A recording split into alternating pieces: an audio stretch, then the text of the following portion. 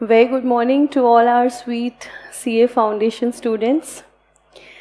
आज हम लोग क्वेश्चन पेपर डिस्कस कर रहे हैं जो इंस्टीट्यूट ने अभी लिया है जनवरी 2021 में. मतलब जो हमारा पेपर नवंबर 2020 वाला था, नवंबर 2020 वाला पेपर कोविड की वजह से 2 बार हुआ था. नवंबर वाला पेपर 2 साइकिल्स थी, एक नवंबर 2020 में और दूसरा जनवरी 21 में. तो हम जनवरी 21 वाला पेपर आज डिस्कस कर रहे हैं. तो पेपर आपके सामने है. स्टार्ट करते हैं हम क्वेश्चन नंबर 1 से.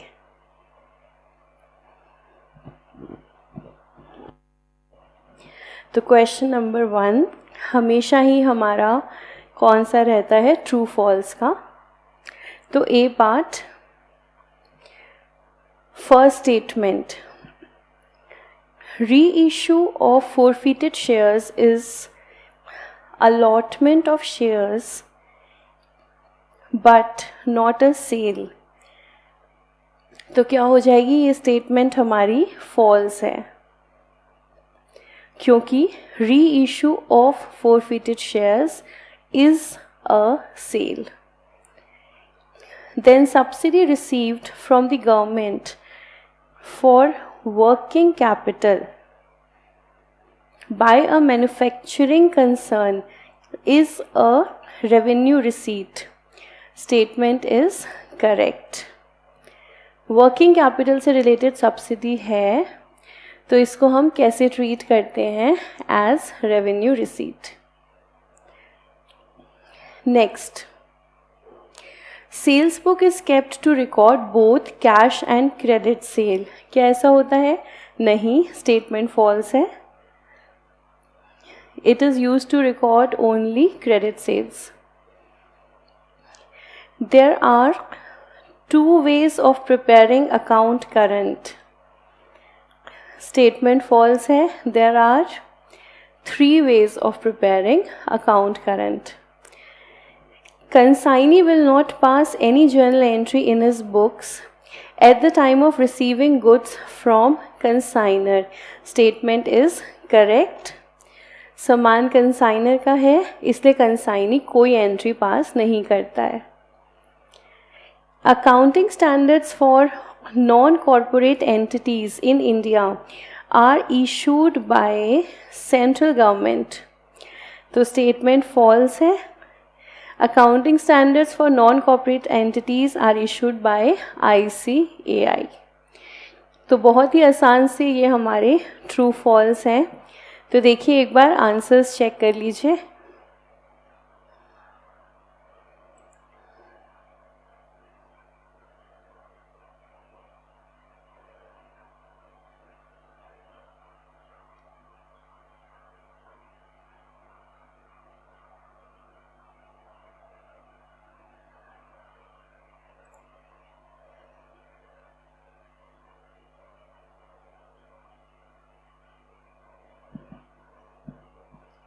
तो देख लीजिए एक बार, इंस्टीट्यूट के आंसर्स देख लीजिए, चेक कर लीजिए सारे के सारे 6 स्टेटमेंट्स ट्रू एंड फॉल्स की.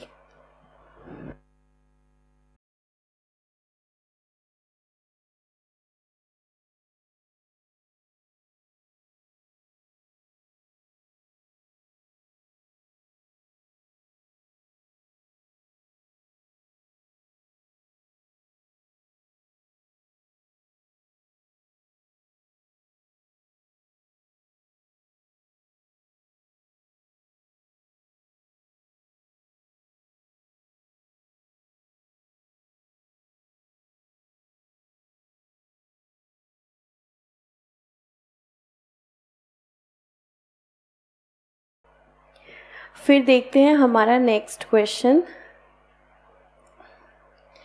क्वेश्चन नंबर 1 का B part, define the following terms. 4 marks का क्वेश्चन है. 4 टर्म्स आपसे पूछी हुई हैं, यानी कि सिंपल सी एक एक सेंटेंस की एक्सप्लेनेशन. कैपिटल कमिटमेंट ये कौन सी कॉस्ट होती है? ये वो खर्चा है जो किसी कैपिटल कॉन्ट्रैक्ट के अंडर हमने किया होगा. So that is capital commitment. Expired cost, जिस कॉस्ट का बेनिफिट हमें मिल चुका है उसको कहते हैं expired cost. Floating charge, floating charge याद है डिबेंचर्स के केस में हमने किया था फिक्स्ड और फ्लोटिंग चार्ज. तो फ्लोटिंग चार्ज क्या होता है? वो फ्लोट करता रहता है एसेट्स के ऊपर. एंड ऑब्सोलीसेंस ये किस वजह से होती है? टेक्नोलॉजिकल चेंजेस या फिर न्यू इन्वेंशंस, उसकी वजह से जो प्रोसेस होता है उसको हम कहते हैं ऑब्सोलीसेंस.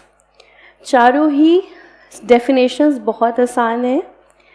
चेक कर लेते हैं answer. Very very easy. Simple 1 line 2 line में एक्सप्लेनेशन हमें लिखनी है. देखिए, चेक कर लीजिए.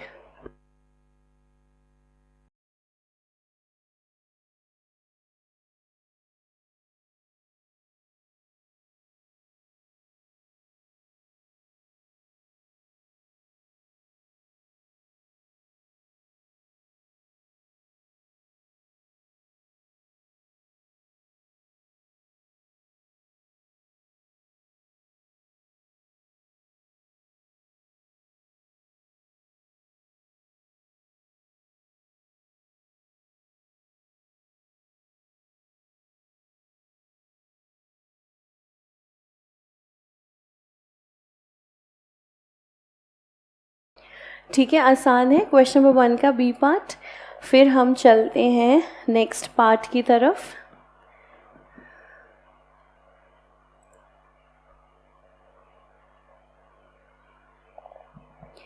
Next part question number 1 C. हमें BRS बनानी है. Prepare a BRS from the following particulars as on 31 December 2020. 31 दिसंबर को पूछ रहे हैं, ईयर एंड पूछ रहे हैं. क्वेश्चन ने एडजस्टेड कैश बुक के बारे में कुछ नहीं लिखा है. तो हमारे पास दोनों ऑप्शन हैं. आप बना भी सकते हो, नहीं भी बना सकते हो. तो एक नोट दे दो और उसके बाद आप बना लो. तो इंस्टीट्यूट ने सॉल्यूशन सजेस्टेड आंसर्स के अंदर हमें एडजस्टेड कैश बुक के साथ दिया है. तो हम ये क्वेश्चन वैसे ही देख लेते हैं. बैंक बैलेंस एज पर cash book 1,98,000. Bank charges debited by bank not recorded in cash book. तो ये एंट्री, इसकी रिकॉर्डिंग हम कर देंगे एडजस्टेड कैश बुक में. और कौन सी साइड पर करेंगे? बैंक चार्जेस हैं तो फिर क्रेडिट साइड पर. Then next transaction, received from debtors via RTGS on 31st December, not recorded in cash book. तो क्या करें? अब रिकॉर्ड कर लेते हैं. किस में? एडजस्टेड कैश बुक में. रिसीट है कौन सी साइड पर? डेबिट साइड पर. Check issued but not presented for payment. ये कहाँ जाएगा? ये चला जाएगा BRS में. और क्या करेंगे हम BRS में जाकर के? कैश बुक से स्टार्ट किया है हमने, तो जल्दी से सोच के बताओ क्या करेंगे. हाँ जी, करेक्ट. क्या करेंगे? इसको हम ऐड करेंगे. फिर cheque deposit but not cleared. Shortcut लगाएंगे. इशूड ऐड हुआ है तो डिपॉजिट माइनस हो जाएगा. Then cheque received and deposited but dishonoured. Entry for dishonour not made in the cash book. तो अब एंट्री कर लेते हैं. तो एडजस्टेड कैश बुक. और डिसऑनर की एंट्री है तो कहाँ पर करेंगे? क्रेडिट साइड पर. Instruction for payment given to bank on 31st December but the same effected by the bank on 1st January. तो ये जो पेमेंट है ये बैंक को करनी थी 31 दिसंबर को, बट बैंक ने नहीं करी है, और क्योंकि ये कॉज ऑफ डिफरेंस आ रहा है इसका मतलब कैश बुक में एंट्री हम कर चुके हैं पेमेंट की। तो कैश बुक में एंट्री हम कर चुके हैं और पासबुक में एंट्री नहीं हुई, तो अकॉर्डिंगली इसको हम एडजस्ट करेंगे। आसान है, कहाँ करेंगे, फिर से हमारी BRS में। फिर देखें और ट्रांजैक्शन। अच्छा, और तो ट्रांजैक्शन ही नहीं है, छोटा सा क्वेश्चन है, मतलब कि ये हमारी लास्ट ट्रांजैक्शन है। तो इसको चेक कर लें, तो बताओ प्लस करोगे या फिर माइनस। वही हमारी हैंड मूवमेंट, कैश बुक में एंट्री हो चुकी है पेमेंट की, और हमें BRS से जो है बैंक के थ्रू पेमेंट की एंट्री करनी है, तो क्या करेंगे, हम इसको प्लस कर देंगे। ठीक है, तो देखिए आंसर चेक कर लेते हैं।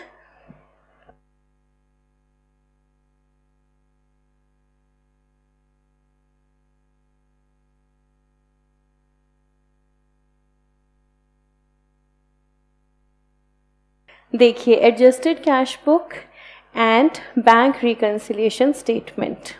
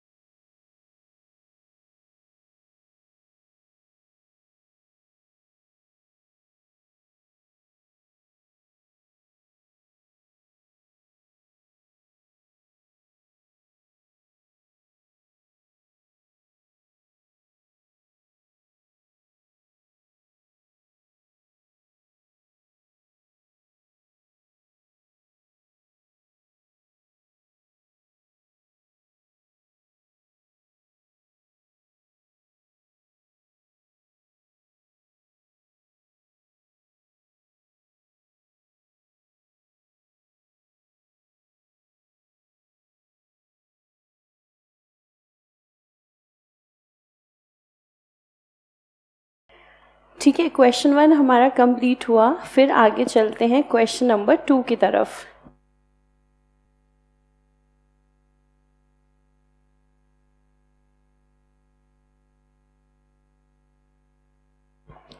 Question number 2, Mr. Joshi's trial balance as on 31st March did not agree.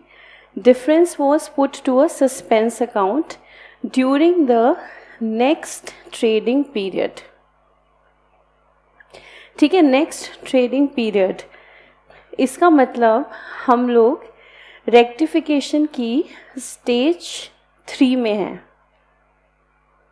और स्टेज 3 में हमें क्या करना होता है, हमें सिर्फ रिप्लेस करना है किसको, नॉमिनल अकाउंट्स को profit and loss adjustment account के साथ। तो चेक करते हैं फर्स्ट मिस्टेक जो हमसे हुई है, total of purchase book of 1 page 5615 carried forward as 6551। Purchase book का टोटल हमने ज़्यादा दिखाया है, परचेज बुक का टोटल हमने ज़्यादा दिखाया है, ठीक है। परचेज का टोटल होता है डेबिट। अगर आपने ज़्यादा दिखाया है तो रेक्टिफाई करने के लिए क्या करोगे, क्रेडिट। तो आपने किया टू परचेज, डेबिट किसको करेंगे, सस्पेंस को। ये होती है स्टेज 2 की एंट्री। हम क्योंकि स्टेज 3 में हैं तो क्या करेंगे, परचेज की जगह क्या लिख देंगे, profit and loss adjustment account. तो आसान है, एंट्री हमारी बन गई सस्पेंस टू P&L एडजस्टमेंट। फिर देखते हैं next, sale of 281 entered in sales book as 821 and posted to the credit of customer। हमने सामान बेचा, एंट्री होनी थी डेटर टू सेल्स 281, ठीक है। लेकिन अब हमने क्या किया, सेल्स लिखते समय 281 की जगह हमने लिखा 821। तो एरर को रेक्टिफाई किस अमाउंट से करेंगे, डिफरेंस अमाउंट से। उसके बाद हमने इसको पोस्ट किया क्रेडिट ऑफ कस्टमर में, जबकि ये पोस्ट होना चाहिए था डेबिट में। कस्टमर को डेबिट करना है ना, डेबिट करना चाहिए था और हमने कर दिया क्रेडिट। डबल मिस्टेक है, डेबिट की जगह क्रेडिट, दो गलती। तो रेक्टिफिकेशन हमारी किस अमाउंट से होगी, डबल अमाउंट से। तो सेल अकाउंट रेक्टिफाई होगा, कस्टमर अकाउंट रेक्टिफाई होगा, और जो दूसरा इफेक्ट है वो डालेंगे सस्पेंस अकाउंट में। अब क्योंकि हम हैं स्टेज 3 में, सस्पेंस एज इट इज रहेगा, customer account as it is रहेगा, सेल्स की जगह क्या कर देंगे हम, P&L एडजस्टमेंट। सेल की जगह कर देंगे हम P&L एडजस्टमेंट, ठीक है। तो चेक करते हैं हम हमारी फर्स्ट 2 एंट्रीज।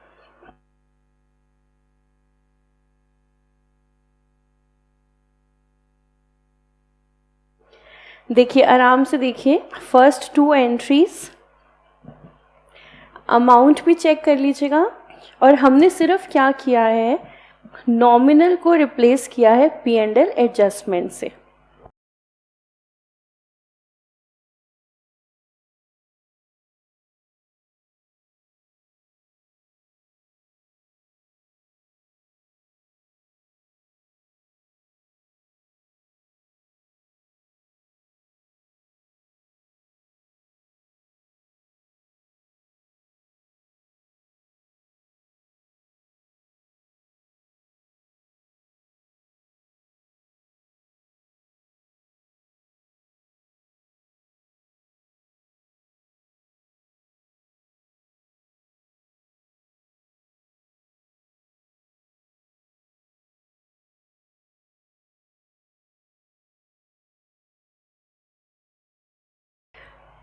तो P&L एडजस्टमेंट जहाँ पर हमने लिखा है,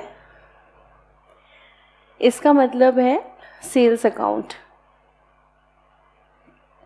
सेल्स अकाउंट में एडजस्टमेंट किस अमाउंट से होगी, डिफरेंस अमाउंट से, 821 माइनस 281। कस्टमर के अकाउंट में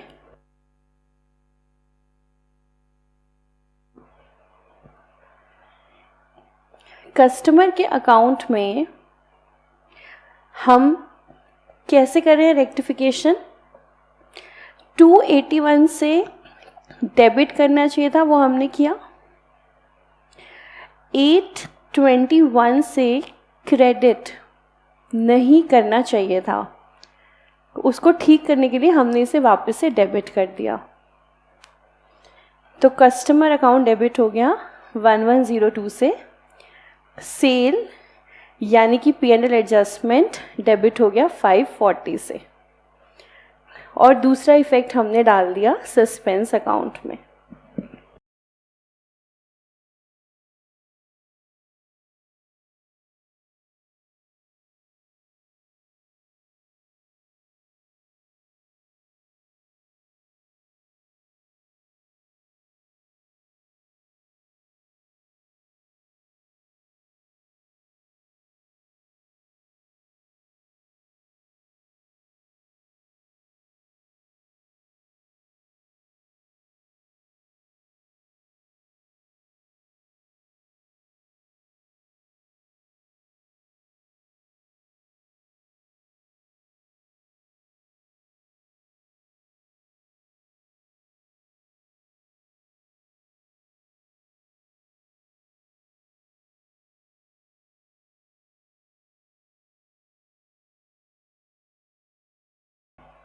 फिर आगे चलते हैं नेक्स्ट एरर की तरफ।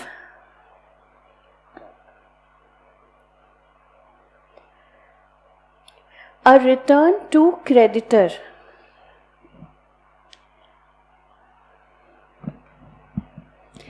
रिटर्न टू क्रेडिटर का मतलब है परचेज रिटर्न, है ना? हमने सामान भेजा, सामान को जब हम रिटर्न करेंगे तो हम एंट्री बनाएंगे क्रेडिटर टू परचेज रिटर्न। अब हमसे गलती क्या हुई? It is entered in returns inward book. हमसे गलती ये हुई कि it is entered in returns inward book, ठीक है, लेकिन क्रेडिटर्स का अकाउंट हमने करेक्टली पोस्ट किया। रिटर्न इनवर्ड का मतलब है हमने किया सेल्स रिटर्न, सेल्स रिटर्न को हम करते हैं डेबिट। सेल्स रिटर्न को डेबिट किया, करेक्ट करने के लिए उसको क्रेडिट करेंगे। परचेज रिटर्न को क्रेडिट नहीं करा, ठीक करने के लिए उसको क्रेडिट करेंगे। दूसरा इफेक्ट डालेंगे सस्पेंस अकाउंट में, यानी कि हमारी एंट्री बनेगी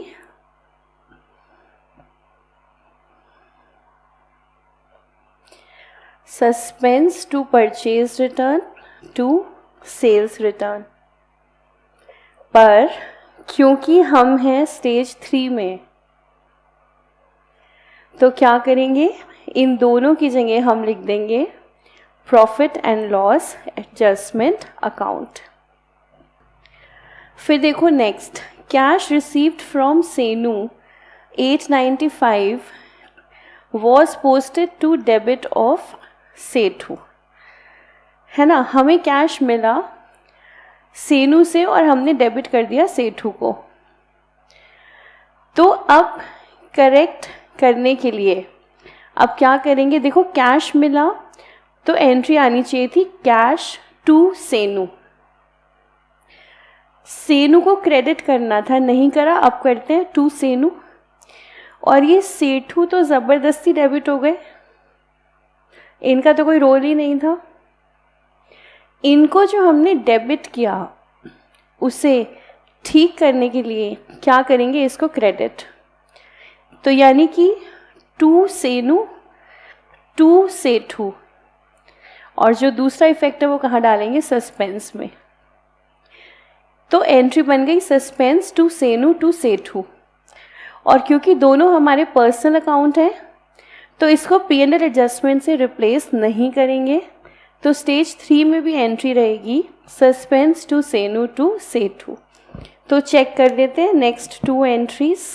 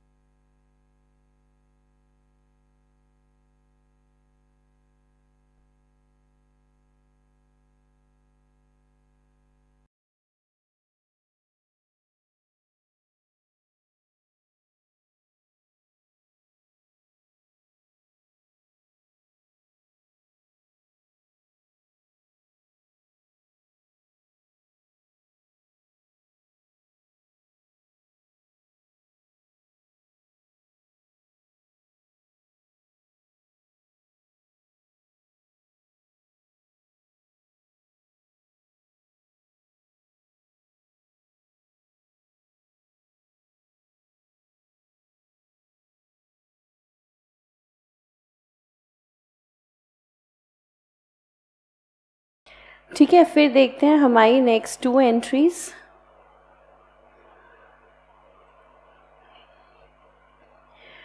goods worth ₹1400 dispatched to a customer before the close of the year but no invoice was made out.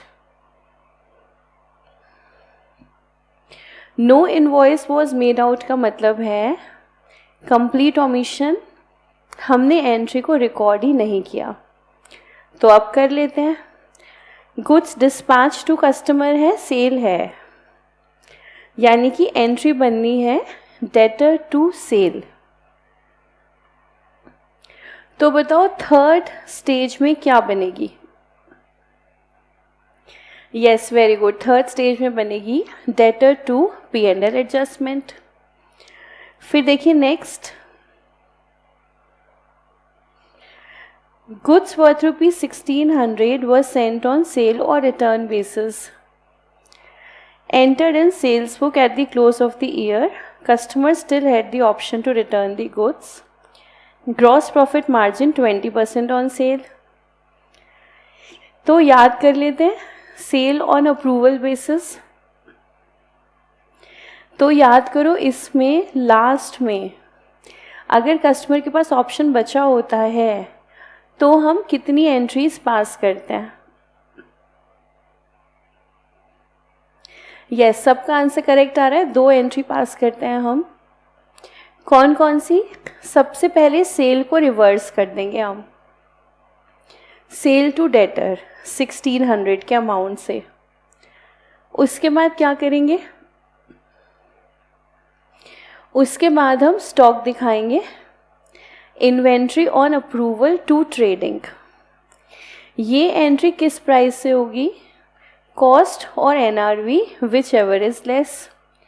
तो कॉस्ट निकालनी पड़ेगी, 1600 में से माइनस करेंगे 20% का मार्जिन। तो आसान है, दोनों एंट्रीज चेक कर लेते हैं आंसर।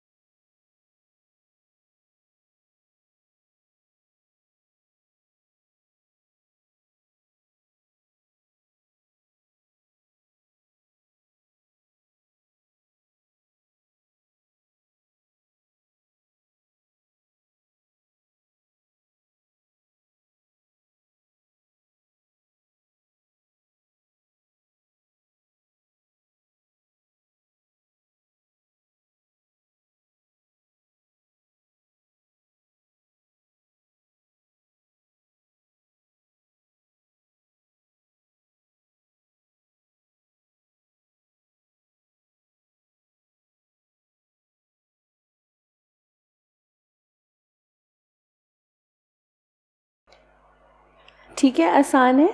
तो हम जो एंट्री बनाते हैं इन्वेंट्री टू ट्रेडिंग,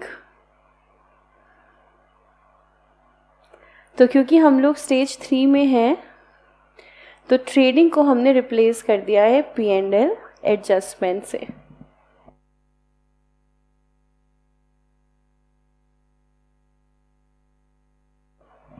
फिर देखते हैं आगे next mistakes.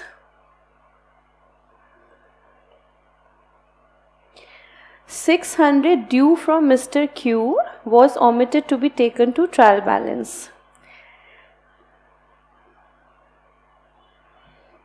Due from mister Q का मतलब है ये हमारे डेटर्स हैं। तो डेटर्स का अमाउंट है, हमने दिखाना भूल गए हम, तो अब दिखा देते हैं। कैसे दिखाएंगे? डेटर्स अकाउंट डेबिट टू किसको कर देंगे हम? सस्पेंस अकाउंट को। आसान है। Then sale of goods to mister R for ₹3000 omitted to be recorded. Regular sale की एंट्री है, हम दिखाना भूल गए, दिखा देते हैं। एंट्री बनेगी हमारी डेटर टू सेल। स्टेज 3 में है हम, तो सेल को रिप्लेस कर देंगे P&L एडजस्टमेंट से। तो चेक कर लेते हैं।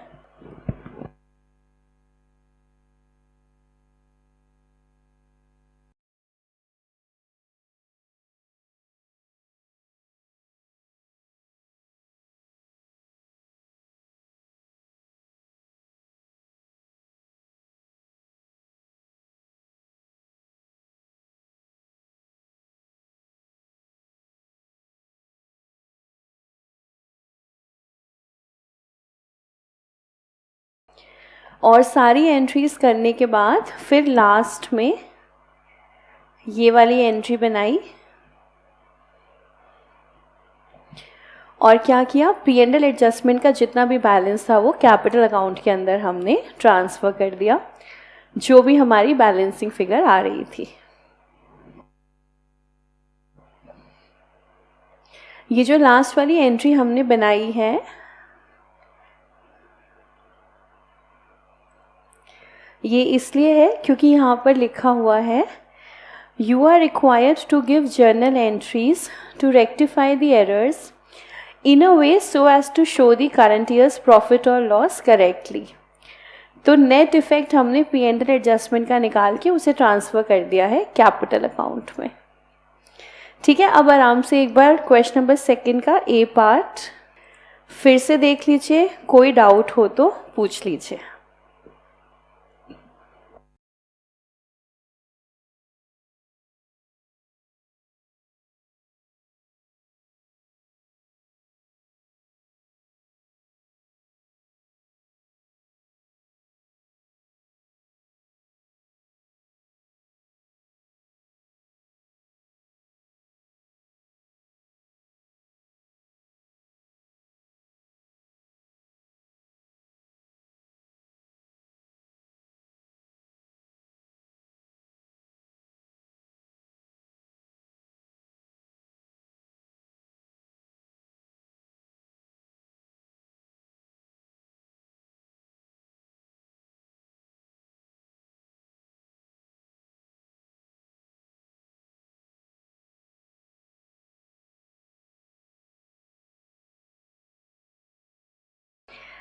ठीक है, क्लियर है, कोई डाउट नहीं है, तो आगे चलते हैं हम नेक्स्ट क्वेश्चन की तरफ।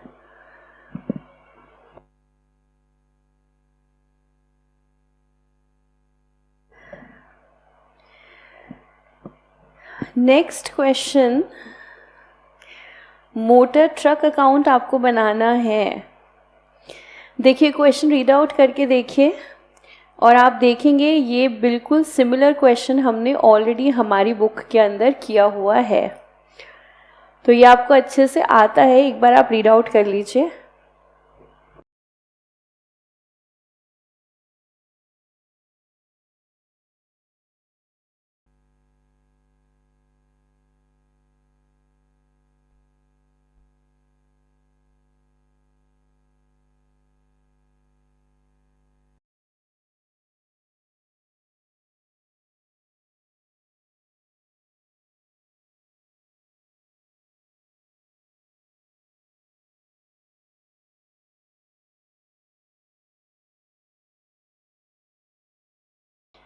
ठीक है, तो याद आ गया होगा आपको, ये तो क्वेश्चन हमने करा हुआ है, बिल्कुल सेम सिमिलर क्वेश्चन हमने करा हुआ है। तो हमारी बुक का क्वेश्चन नंबर 27 है ये, पेज नंबर 58 पर। तो ये तो हमने सॉल्व अच्छे से किया हुआ है, इसमें हमें सॉल्व करने की ज़रूरत नहीं है। तो आगे चलते हैं हम नेक्स्ट क्वेश्चन पे।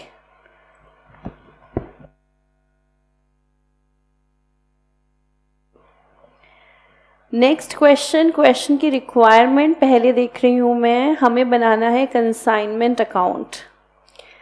ठीक है, कंसाइनमेंट अकाउंट बना लेते हैं। A Products Limited of Kolkata has given the following particulars regarding tea sent on consignment to C stores of Mumbai। और हमने भेजे हैं 5 kg टिन्स और 10 kg टिन्स दोनों की हमारे पास कॉस्ट प्राइस है, सेलिंग प्राइस है और क्वांटिटी कंसाइंड है। तो पहले यहीं तक अकाउंट के अंदर पोस्ट करते हैं। तो हम पोस्ट करेंगे हमारा GSOC, goods Saint on consignment. तो क्या आप कैलकुलेट कर सकते हो अमाउंट? आंसर्स आने शुरू हो गए, सभी ने अमाउंट करेक्टली कैलकुलेट करा है। बहुत आसान है, 1000 इंटू 100 एंड 1000 इंटू 180। तो सबसे पहले देखिए हमारा GSOC।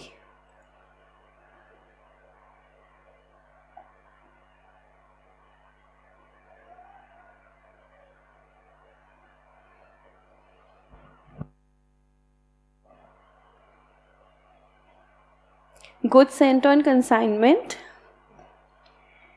1005 kg tins at 100, 1010 kg tins at 180। ये हमारा GSOC। फिर आगे बढ़े क्वेश्चन में। The consignment was booked on freight to pay basis।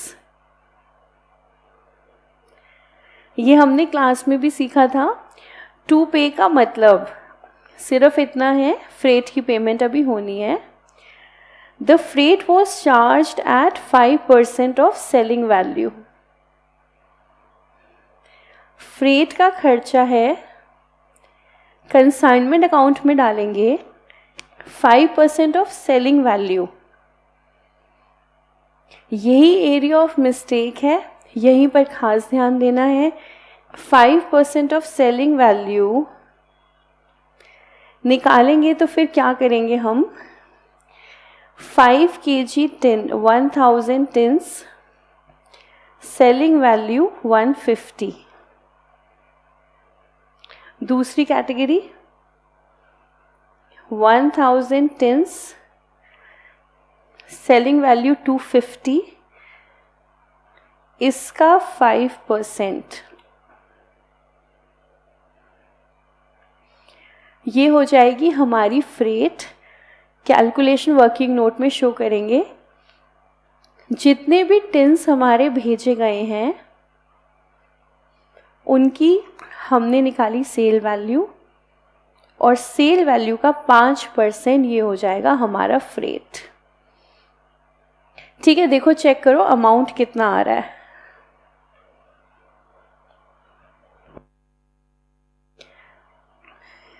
Amount आप मुझे बता रहे हो 20,000।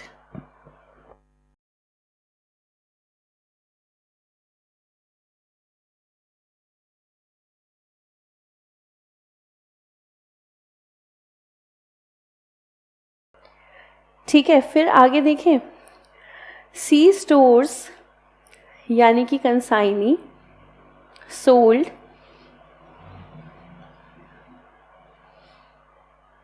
505 kg टिन्स।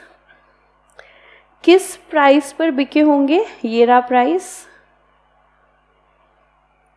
810 kg टिन्स 250 पर।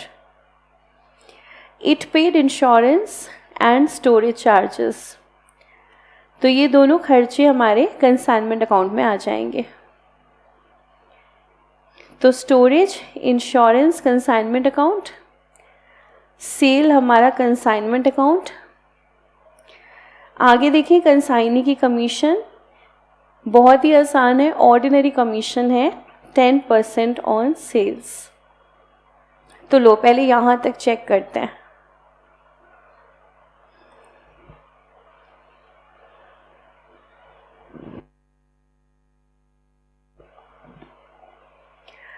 तो देखो GSOC हमने डाल दिया था, ये रही हमारी sales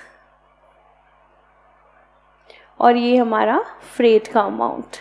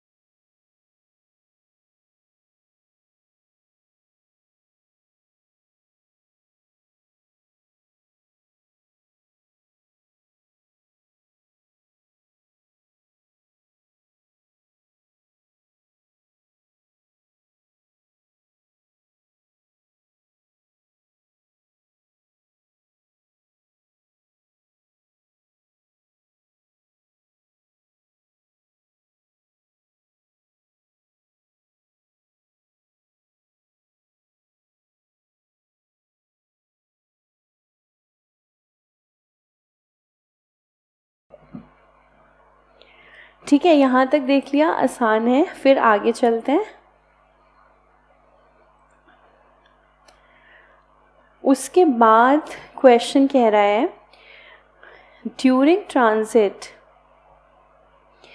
55 kg tins 10 kg tins got damaged and transporter paid 5,000 as damage charge।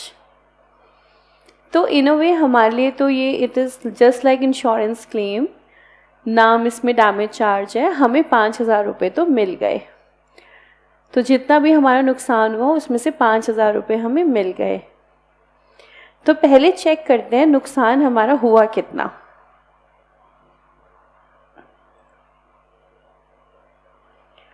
तो देखो, lost in transit 55 kg tins, cost है 100, 10 kg टिन्स, कॉस्ट है 180। ये आ गई हमारी कॉस्ट।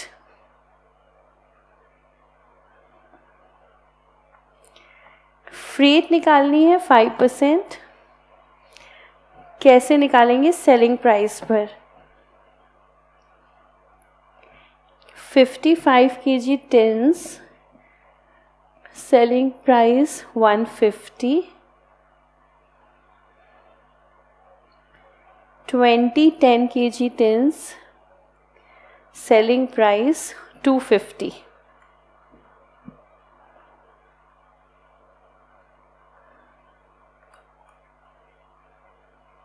ये हमारा सेलिंग प्राइस, इसका 5% जो है ये हो गया है हमारा फ्रेट। तो दोनों को हमने ऐड कर दिया तो हमारा टोटल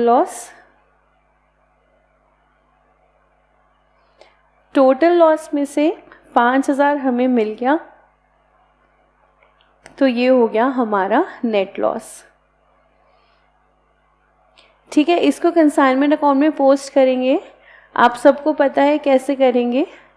5,000 बाय बैंक और जो नेट लॉस है वो हमारा एबनॉर्मल लॉस। तो इसको पोस्ट कर देते हैं।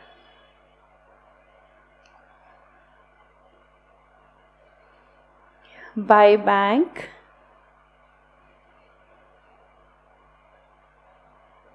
$5,000 बाय P&L, क्या लिखा हमने? Abnormal loss.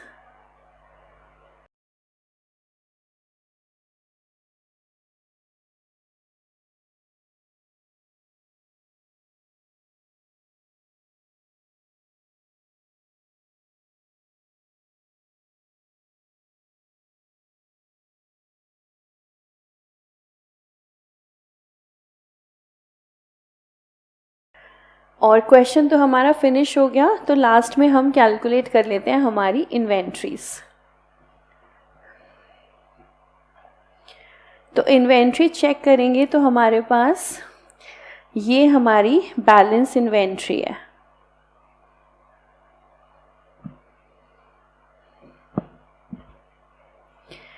ये हमारी इन्वेंट्री की कॉस्ट है।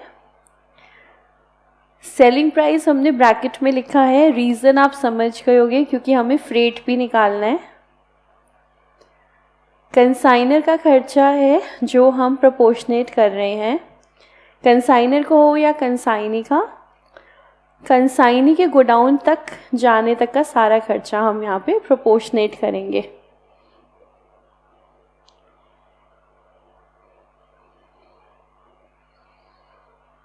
और कोई खर्चा इसमें मैं देख रही हूँ नहीं है हमारे पास। इंश्योरेंस है और स्टोरेज है।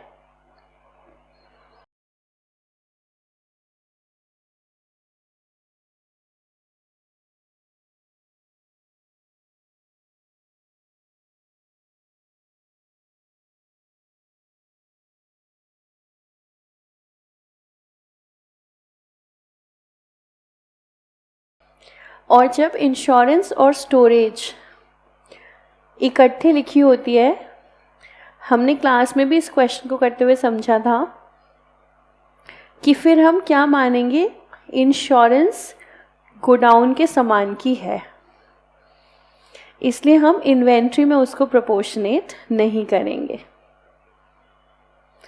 तो ये हमारी इन्वेंट्री की वैल्यू आ जाती है, पोस्ट कर देंगे और चेक कर लेंगे प्रॉफिट।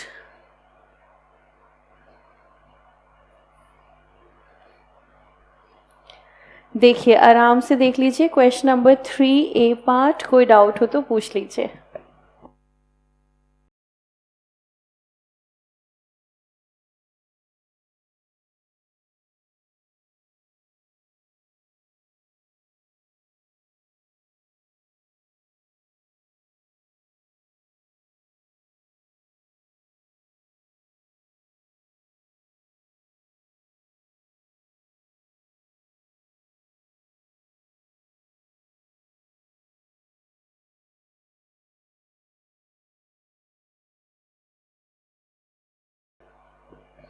ठीक है, क्लियर है, फिर आगे चलते हैं।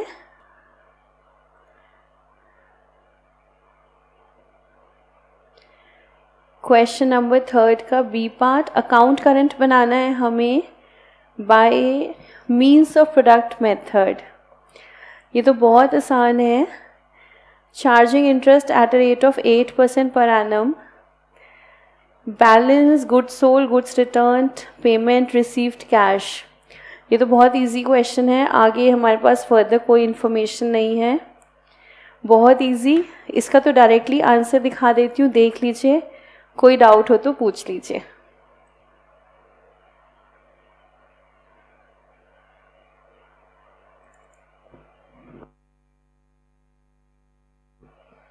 देखिए चेक कर लीजिए।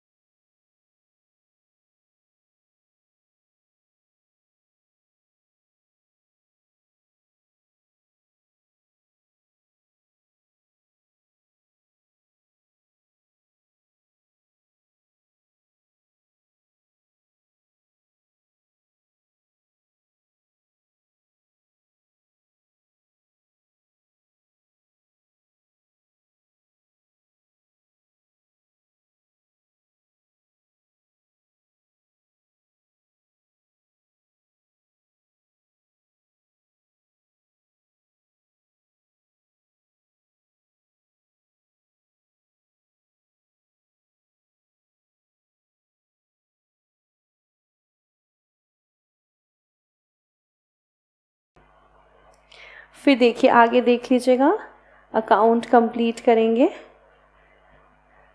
देखिए चेक कर लीजिए, कोई डाउट हो तो पूछ लीजिए।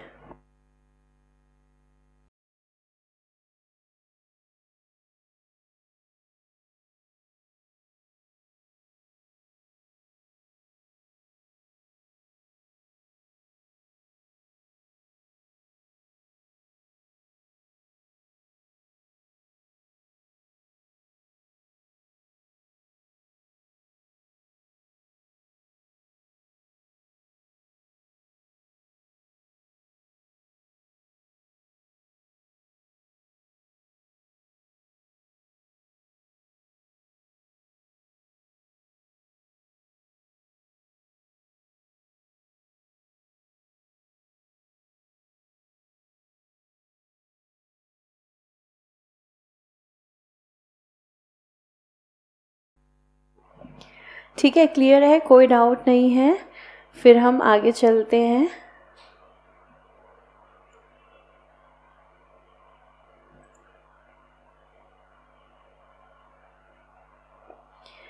पार्ट नंबर सी में चॉइस आ रही है, attempt any one of the following two sub parts.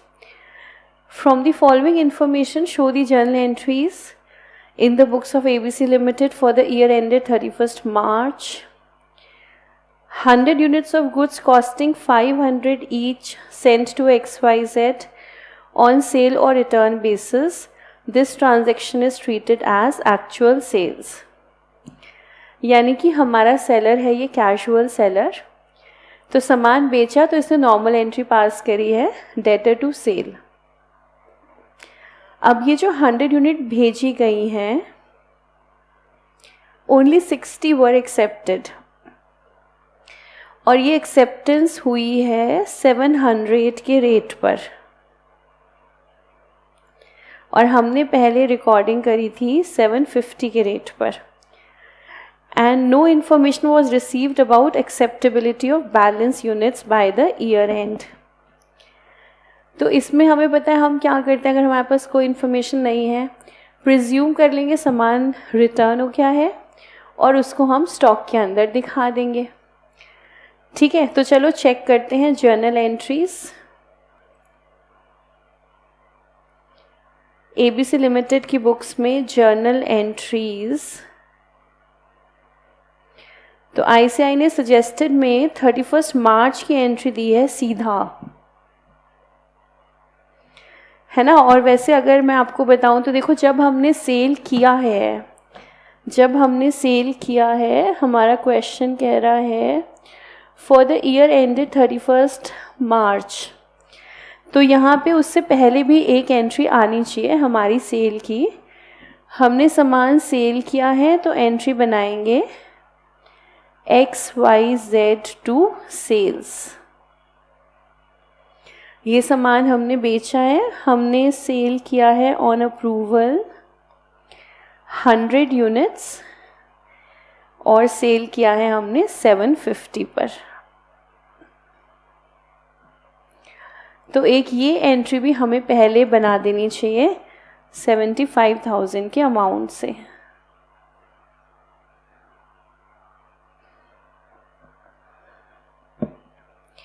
तो XYZ टू सेल्स 75,000 सामान हमने सेंड किया, उसके बाद 100 यूनिट्स हमारी 100 में से 60 यूनिट्स हमारी एक्सेप्ट हो गई हैं 700 पर।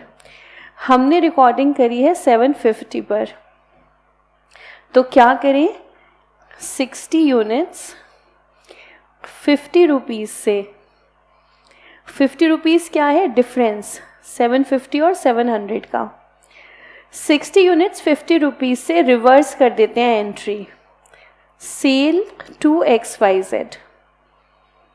तो इसको करने से हमने क्या किया, जो हमारी 60 यूनिट्स हैं वो हमने 700 रुपीज़ पर रिकॉर्ड कर ली।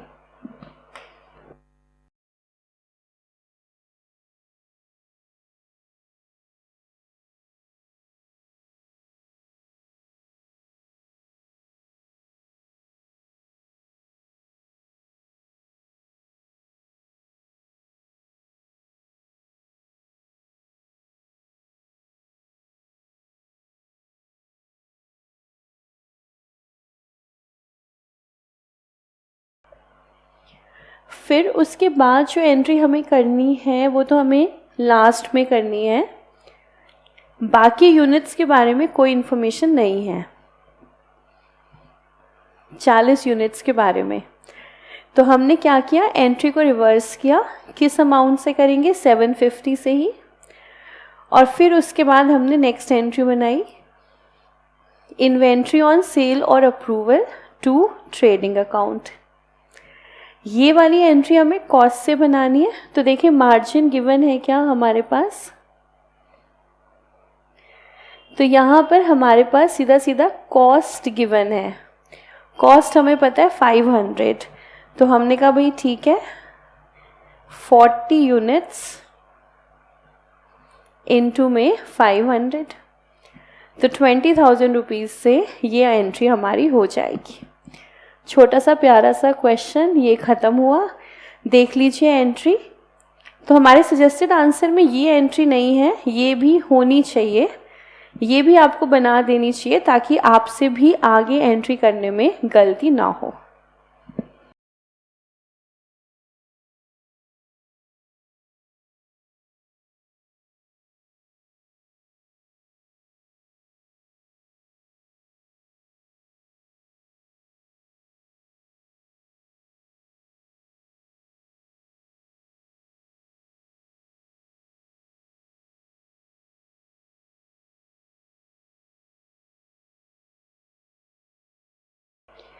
ठीक है, क्लियर है, कोई डाउट नहीं है। फिर देखते हैं नेक्स्ट क्वेश्चन।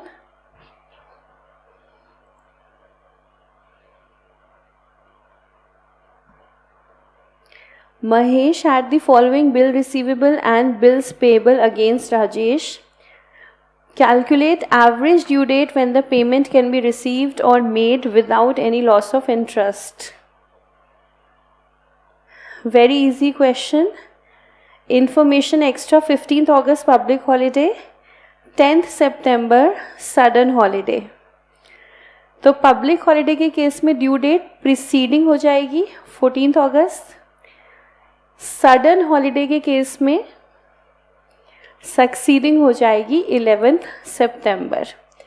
BRBP है हमारे पास, तो दोनों के लिए कैलकुलेट करते हैं और फिर लास्ट में क्या करेंगे, दोनों को माइनस कर देंगे एक दूसरे से, प्रोडक्ट भी और नंबर ऑफ डेज भी, और फिर हम चेक कर लेंगे रेलेवेंट अमाउंट।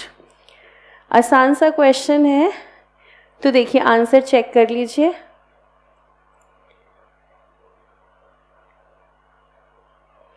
देखिए पहले BR के केस में चेक कीजिए, और हमेशा हम अर्लीस्ट डेट ही बेस डेट लेते हैं, तो यहाँ हमने ले ली है 13th अगस्त, जिससे हमारी नेगेटिव कैलकुलेशंस हट जाती हैं। देखिए चेक कीजिएगा।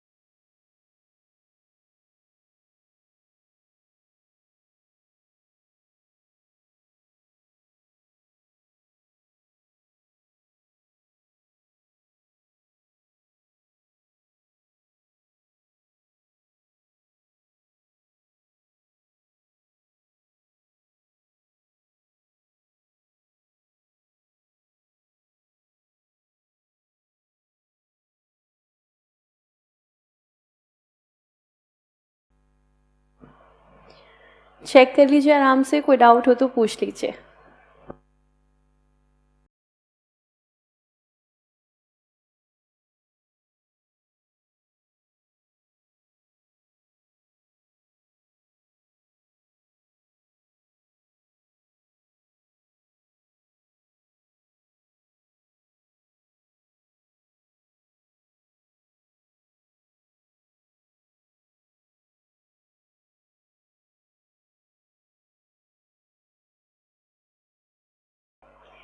ठीक है, कोई डाउट नहीं है, बिल्कुल क्लियर है। आगे चलते हैं हम नेक्स्ट क्वेश्चन की तरफ।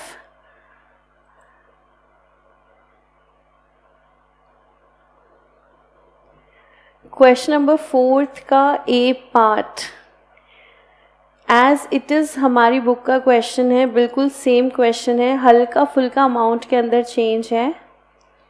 चेक करके देखिए कि आपको याद आ रहा है, क्वेश्चन हमने ऑलरेडी किया हुआ है, तो आप समझ गए हैं, इसलिए मैं दोबारा नहीं कराऊंगी, ये हम ऑलरेडी कर चुके हैं।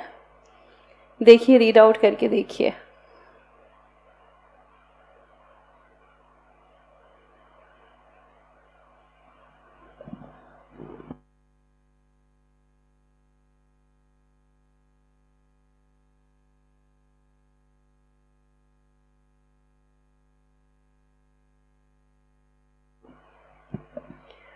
सारांश कह रहा है मैम देखने की क्या ज़रूरत है, ये तो मुझे याद है कि हाँ ऐसा क्वेश्चन हमने किया है ना, सबको याद आ गया होगा, ये क्वेश्चन तो हमने कर लिया है। हमारी बुक के पेज नंबर 205 पर है क्वेश्चन नंबर 19, तो वहाँ से चेक कर लीजिएगा, ये क्वेश्चन तो हम ऑलरेडी कर चुके हैं। आगे चलते हैं सेकेंड पार्ट की तरफ। डॉक्टर देखू started private practice on 1st April सबसे पहले मैं रिक्वायरमेंट चेक करूँगी क्या बनाना है हमें. You are required to prepare income and expenditure and capital account. Ignore depreciation on fixed asset. वाह वाह क्या बात है. कह रहे हैं डेप्शन मत लगाओ. बहुत ही बढ़िया. एक कैलकुलेशन हमारी कम हो गई. चलिए अब देखते हैं. हमें बनाना है इनकम एंड एक्सपेंडिचर और capital account. Okay. Started private practice with 2 lakh of his own fund and 3 lakh borrowed at an interest of 12% per annum. Accounts kept on cash basis and following is the summarized cash account. तो बहुत सारी receipts दिख रही हैं हमें, बहुत सारी payments दिख रही हैं. 1/3 of the motor car expense may be treated as applicable to private car. 30,000 salaries in respect of domestic servants. Okay. तो मोटर कार पे एडजस्टमेंट आ रही है, सैलरी पर आ रही है. उसके बाद हमारे पास है closing stock of medicine. You are required to prepare income and expenditure and capital account. ठीक है, तो चलो चेक करते हैं हम क्या क्या कैसे कैसे दिखाएंगे. सबसे पहले तो देखो पेमेंट साइड पे चलते हैं. Medicine purchased income and expenditure में दिखाएंगे कौन सा वाला अमाउंट. कंज्यूम्ड. कैसे निकालेंगे. Opening plus purchase minus closing. Surgical equipment और मोटर कार, क्या ये इनकम एंड एक्सपेंडिचर में आएगा. Very good. सबको समझ में आए. नहीं आएगा. दोनों हमारे एसेट्स हैं. इन पर आती हमारी डेप्रिसिएशन, वो पहले ही इग्नोर हो गई है तो बात खत्म. मोटर कार एक्सपेंस के बारे में कह रहे हैं 1/3 treated as private, attributable to the private use of car. तो ठीक है, यानी कि मोटर कार एक्सपेंस 1/3 40,000. तो क्या हम कह सकते हैं this is as good as drawings, है ना. ये तो ड्रॉइंग्स हो गई, तो ये कहाँ चला जाएगा. कैपिटल अकाउंट में. और बचा हुआ 80,000 ये कहाँ चला जाएगा. इनकम एंड एक्सपेंडिचर में. आसान है. फिर देखते हैं salary. 30,000 in respect of domestic servants. तो 30,000 क्या हो गई हमारी ड्राइंग्स. कहाँ चली जाएंगी हमारे कैपिटल अकाउंट में. और बचा हुआ 75 कहाँ चला जाएगा. ये हमारे इनकम एंड एक्सपेंडिचर अकाउंट में. देखो आसान चल रहा है. बच्चे कह रहे वेरी इजी चल रहा है मैम. उसके बाद rent of clinic income and expenditure में. General charges income and expenditure. Household expense drawings हैं capital account. Household furniture capital account. Expense on daughter's marriage capital account. Interest on loan income and expenditure. Balance at bank cash in hand income and expenditure में नहीं जाएगा. Then we have own capital, capital account. Loan दोनों में से कहीं नहीं जाएगा. Prescription फी, visiting फी, lecture फी तीनों इनकम है. Income and expenditure. Pension received. Yes correct, समझ गए आप. पेंशन रिसीव्ड पर्सनल इनकम की नेचर में है, तो ये चला जाएगा हमारे कैपिटल अकाउंट में. ठीक है, और तो क्वेश्चन ख़त्म ही हो गया और कोई एडजस्टमेंट नहीं है. तो चलो आंसर देख लेते हैं. और कोई डाउट हो तो आप पूछ लीजिएगा. Very very easy question. देखिए, इनकम एंड एक्सपेंडिचर अकाउंट.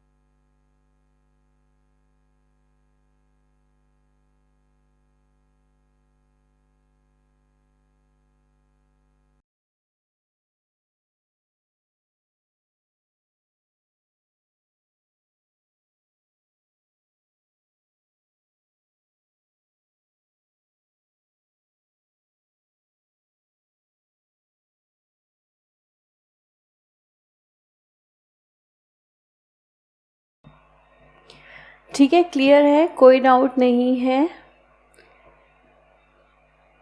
हाँ, एक स्टूडेंट ने पूछा था कि पेंशन के लिए हम क्या लिखेंगे, तो देखिए वहाँ पर हम लिख देंगे बाय कैश या फिर ऑब्लिक बैंक. और बाकी जो भी खर्चे हैं सभी के लिए हमने 2 ड्राइंग्स लिखा है. तो आप डाउट पूछ रहे थे कि हमें ड्राइंग्स नहीं लिखना क्या, हमने खर्चों का नाम क्यों लिखा है. सबके लिए हमने ड्राइंग्स लिखा है, 2 ड्राइंग्स. उसके बाद हमने स्पेसिफाई करा है कौन कौन से खर्चे हैं. तो लिखा, जो हमने एंट्री बनाई है वो सभी के लिए हमने एक ही बनाई है, capital account debit to drawings account. ठीक है, फिर आते हैं आगे नेक्स्ट क्वेश्चन की तरफ. Question number 5A part.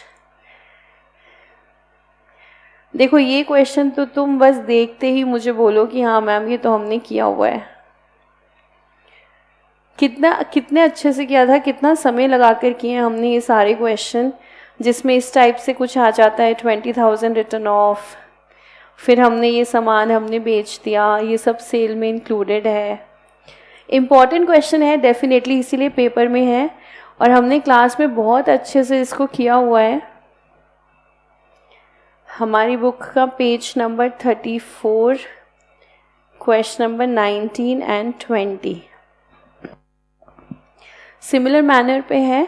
और वैसे अभी रिसेंटली यूट्यूब पर जो लेक्चर्स मैंने अपलोड किए हैं उसमें BRS और इन्वेंट्री वैल्यूएशन कंप्लीट चैप्टर्स हमारे अपलोडेड हैं. उसमें भी एक क्वेश्चन मैंने लिया हुआ है लेक्चर नंबर 7 में. तो अगर आप देखना चाहो तो आप यहीं से देख लो, यूट्यूब से प्लेलिस्ट CA फाउंडेशन अकाउंट्स. इस प्लेलिस्ट के अंदर लेक्चर नंबर 7 आपको दिखेगा. लेक्चर नंबर 7 मैंने इसी सिमिलर क्वेश्चन से जो है स्टार्ट किया है, तो आप वहाँ जाके भी देख सकते हो. अदरवाइज़ क्लास में हमने ऑलरेडी इस पर बहुत समय लगा करके इसको किया है. तो ये वाला क्वेश्चन तो हमें आता है. फिर आगे चलते हैं नेक्स्ट क्वेश्चन की तरफ. ठीक है, ये ध्यान रखना, इम्पॉर्टेंट क्वेश्चन है. बाई चांस पुराने वाला भूल गए हो तो लेक्चर 7 यूट्यूब से CA फाउंडेशन अकाउंट्स प्लेलिस्ट, उससे मैंने सॉल्व करवाया हुआ है, वहाँ से देख सकते हो. फिर आगे आते हैं बी पार्ट।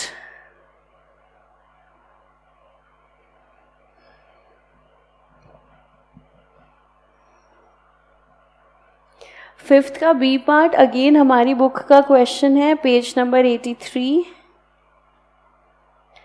Question number 22।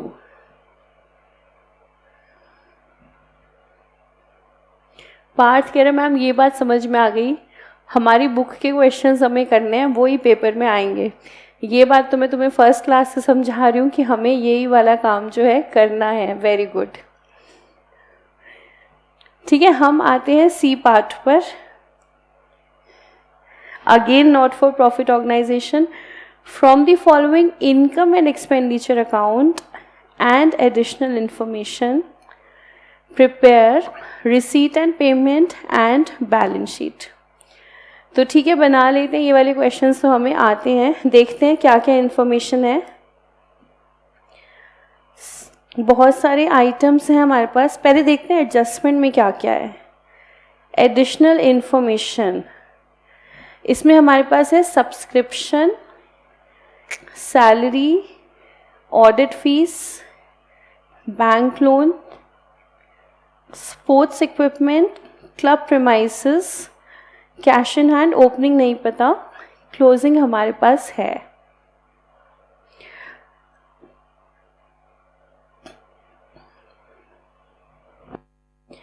तो स्टार्ट करते हैं रिसीट एंड पेमेंट अकाउंट बनाना,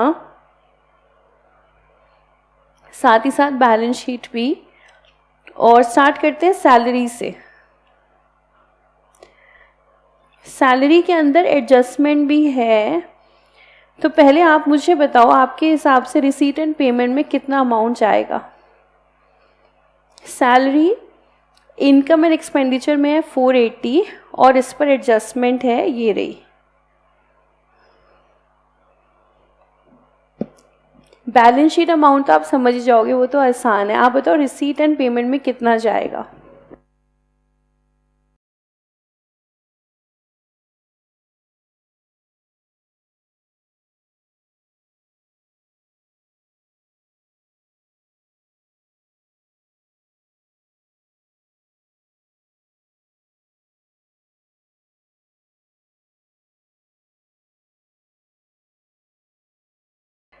और सैलरी के साथ साथ सब्सक्रिप्शन का भी निकाल लो। दोनों अमाउंट आप बताओ, सैलरी कितना, सब्सक्रिप्शन कितना।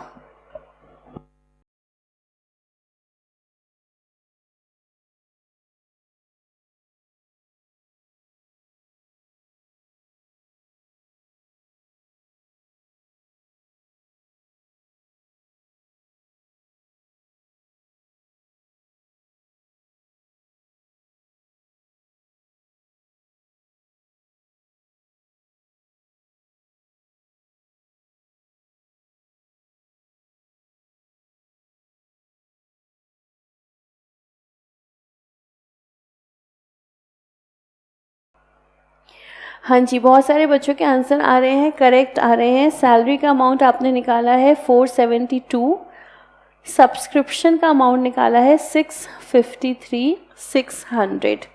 बिल्कुल करेक्ट है। एक बार पहले ये दो अमाउंट्स चेक कर लीजिए।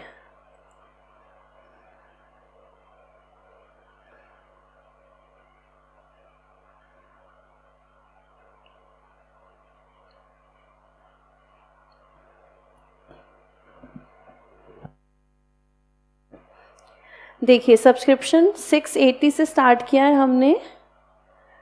ये अमाउंट हमारे पास ऑलरेडी गिवन है। यहाँ से स्टार्ट किया है और फिर इसमें हमने ये प्लस माइनस किया है। तो एक बार चेक कर लीजिए। वैसे सभी ने आंसर निकाल लिया है, फिर भी एक बार देख लीजिए।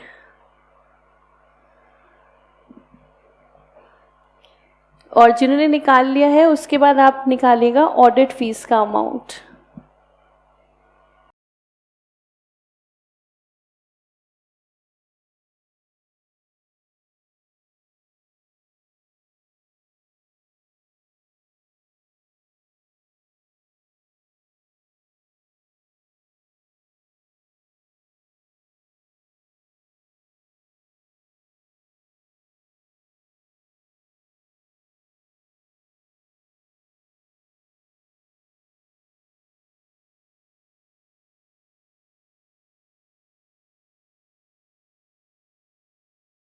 और ऑडिट फीस के बाद फिर स्पोर्ट्स इक्विपमेंट।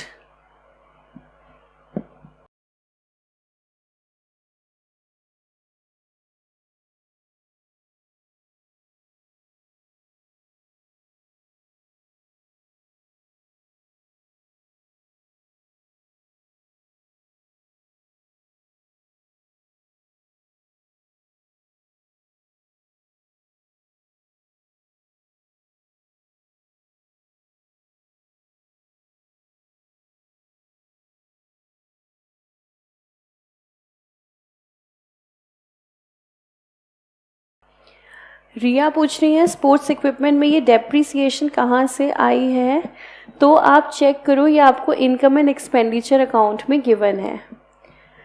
जो आपके सामने अकाउंट है ये वहाँ पर दी हुई है।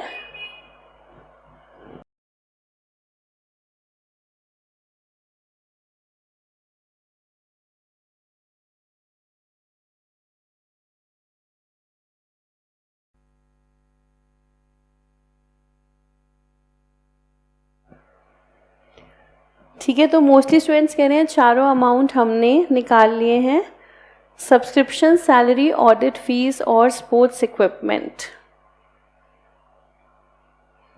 तो चारों अमाउंट निकाल लिए हैं, तो फिर अपने क्वेश्चन पर वापस आते हैं।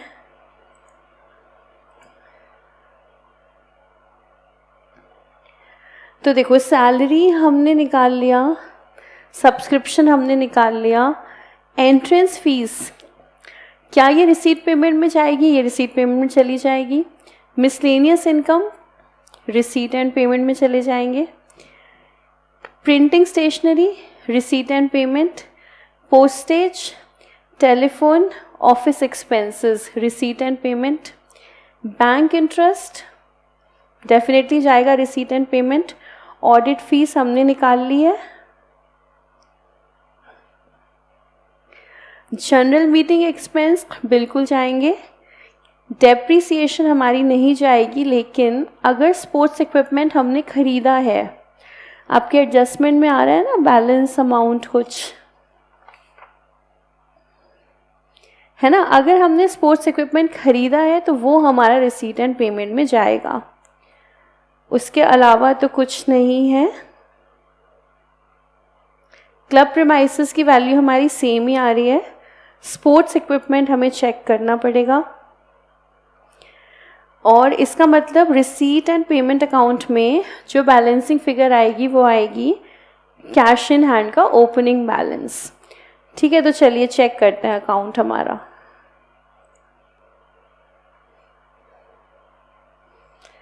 सबसे पहले receipt and payment account check करते हैं, फिर बैलेंस शीट चेक करेंगे। देखिएगा,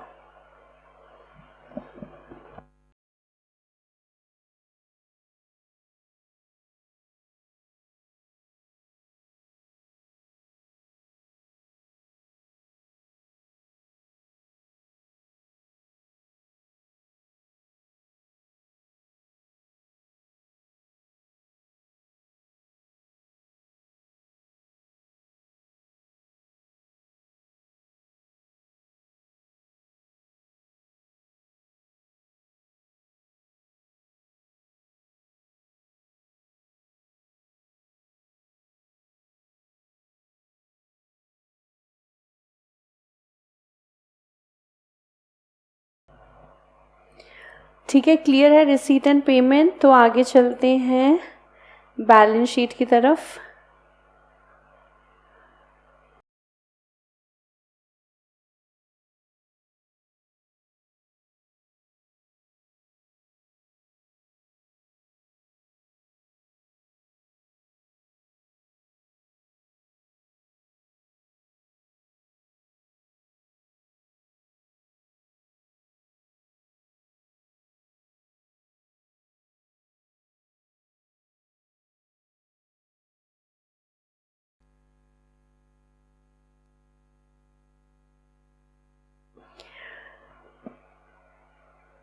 शिवांश पूछ रहे हैं बैलेंस शीट के अंदर कैपिटल फंड कहाँ से आया? कैपिटल फंड तो ओपनिंग बैलेंस शीट हम बनाएंगे, वहाँ से निकालना पड़ेगा हमें। तो वर्किंग नोट, एक बार आप ये बैलेंस शीट देख लो, फिर मैं आपको ओपनिंग बैलेंस शीट दिखा देती हूँ कैपिटल फंड के लिए।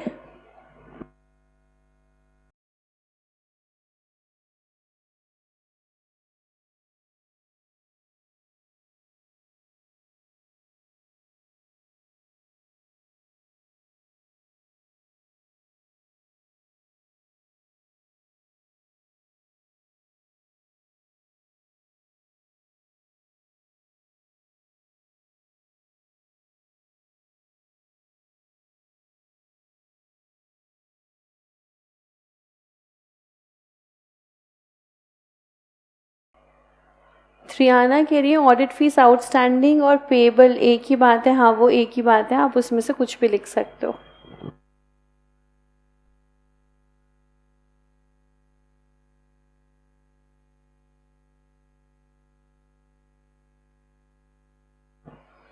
फिर देख लीजिए opening balance sheet.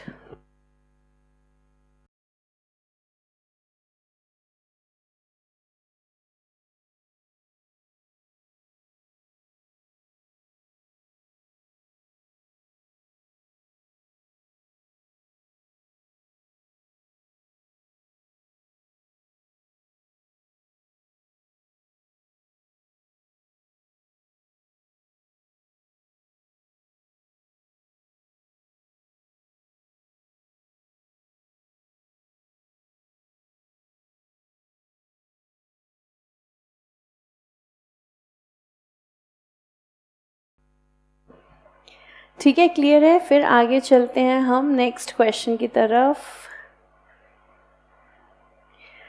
A limited company with an authorized share capital out of which 6 lakh shares has been issued, fully paid up. Company proposes to make a further issue of 1,35,000 shares, 10 at a rate of 14. ठीक है, 4 रुपये premium पर हम share issue कर रहे हैं. Payable 2 on application, 5 on allotment including premium and balance on final call.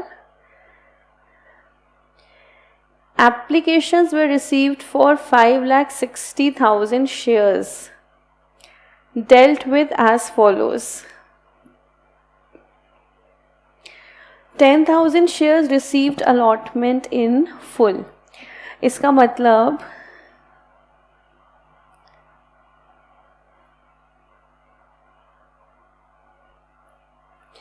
जिसने हमसे 10,000 मांगे हमने उसे 10,000 दे दिए.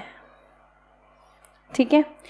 Applicants for 50,000 shares received allotment of 1 for every 2 applied.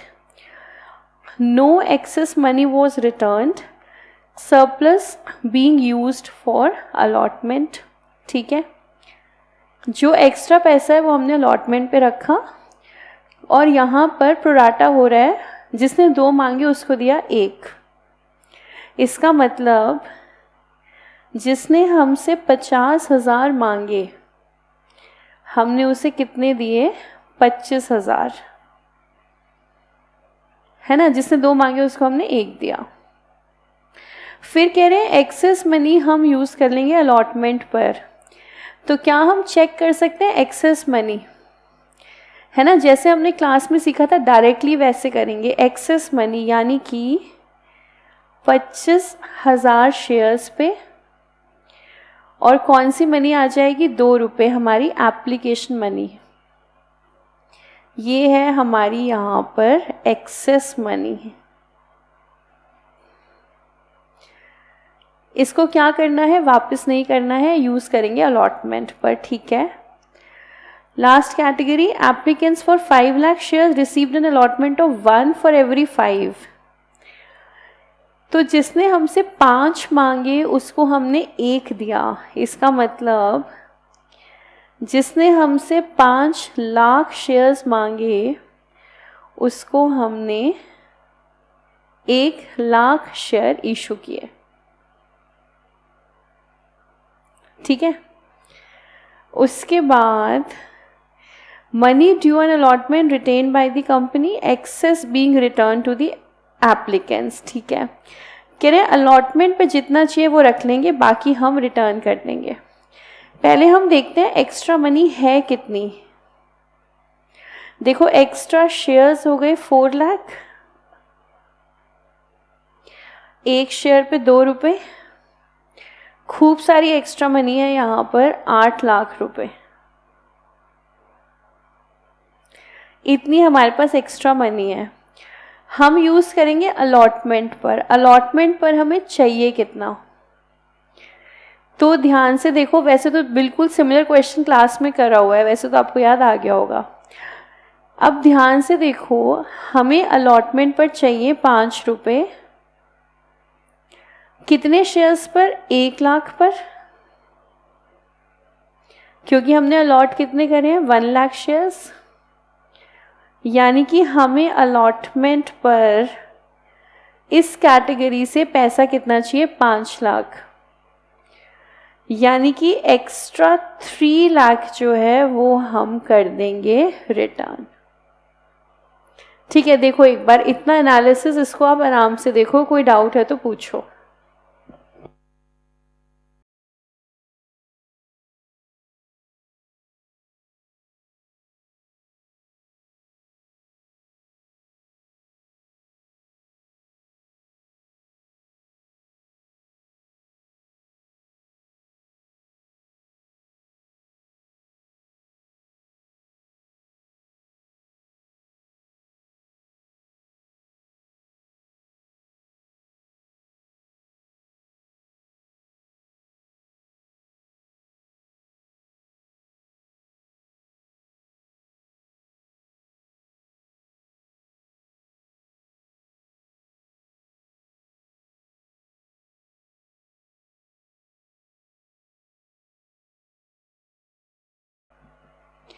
ठीक है, क्लियर है, इसमें कोई डाउट नहीं।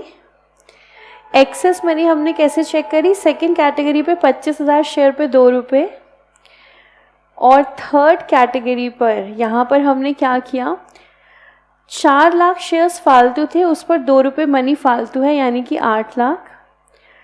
यूटिलाइज कितना कर सकते हैं अलॉटमेंट पर? 5 रुपये 1 लाख शेयर्स पे, 5 लाख रुपए, तो एक्सेस मनी है 3 लाख, और इस एक्सेस को हम क्या कर देंगे? रिफंड।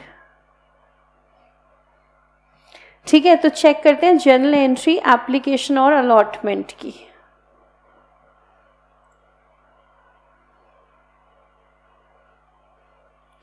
देखिए, चेक कीजिए, एनालिसिस हमने कर लिया है सारे अमाउंट्स का। अब आप देख लीजिए जर्नल एंट्री।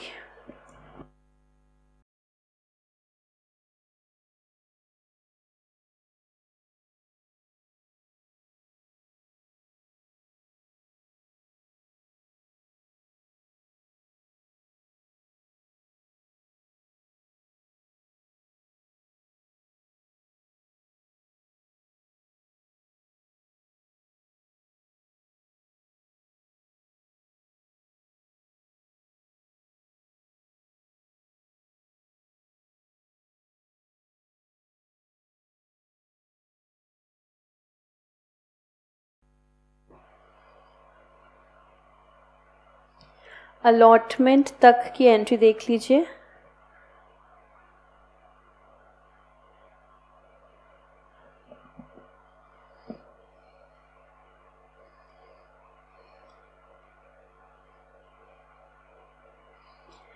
और अलॉटमेंट के बाद तो फिर फर्स्ट एंड फाइनल कॉल है, ना तो कोई फॉरफीचर है, ना तो री इशू है, कुछ भी नहीं है।